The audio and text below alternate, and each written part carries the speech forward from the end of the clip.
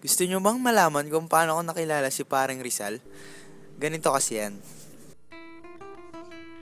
Anak, ito nga pala si Rizal, ang ating pambansang bayani. Ah, ayan po pala si Rizal. Ang liit naman, pero pogi. Ano kayang magandang gawin? Alam ko na. Basahin ko na lang kaya ang librong No Limit Angere. Maligayang araw sa inyong lahat. Kayo ay maaaring pumasok sa aming tahanan. Muli, maligayang araw. Ano ba yung paring nilipat ng parokya? Walang iba kundi si Padre Damaso, ang Padre Garote. Hoy, ikaw! Bakit mo binabanggit ang aking ngalan? May problema ba? Ha? Ay nako, itigilin na yan. Andyan na si Kapitan Tiago. Matutong maya ha. Magandang araw sa inyong lahat. Kung napapansin nyo, ako ay may kasama. Ang aking kasama ay anak ng yumao kong kaibigang si Rafael Ibarra. Ako nga pala si Juan Crisostomo Ibarra. Umuwi ako dito upang ipagluksa ang kamatayan ng aking ama. Muling magandang araw. Ngunit kayo ang paroko ng distrito, kaya't nararapat lamang na kayo ang maupo sa kabisera.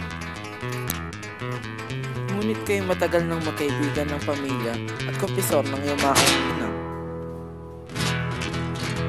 Binata, mag-iingat kayo. Matuto kayo mula sa dinanas ng inyong ama.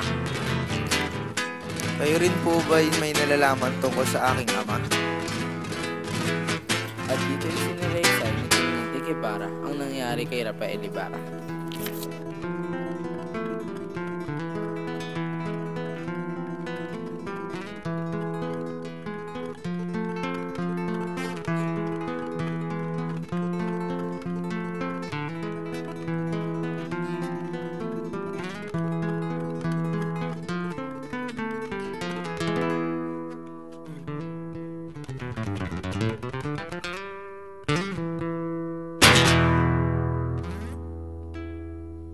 Maria Clara. Crisostomo, ako ba'y lagi mong naalala? Napakaraming babae ng iyong nakita. Paano kita malilimutan? Paano ko magagawang lumimot sa isang banal na sumpa? Masdan mo ang iyong mga dahon ng sanggo. Naitago ko pa rin ito hanggang ngayon. Naitago ko pa rin ang iyong liham. Ang liham ng pamamahal, mga kasinungalingan, at mga pagdadahilan ng paumanhin Ginoo. Anak, lagi mong tatandaan na hindi lahat ng kumikinang ay ginto at hindi lahat ng ginto ay kumikinang. Tatandaan ko po ang inyong habilin. Punong reverensya, sa tingin niyo ba ay magiging mabuti sa atin ang kasalang Ibarra at Maria Clara? Sibila, dalawang bagay ang maaaring mangyari.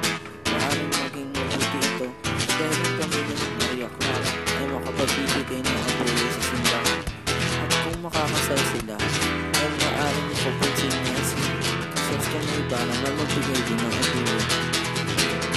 O di kaya, makasama akong napipilit ni Ibarra si Maria Clara na wag nang magbigay ng abuloy.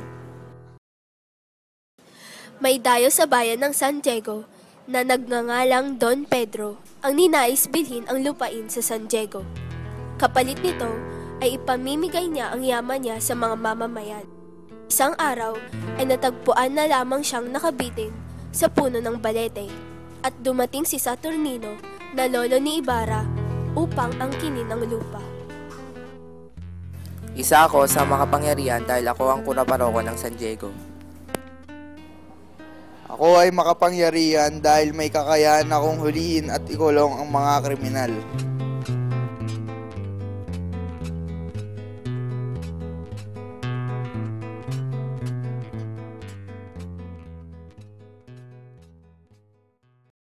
Created using Powtoon.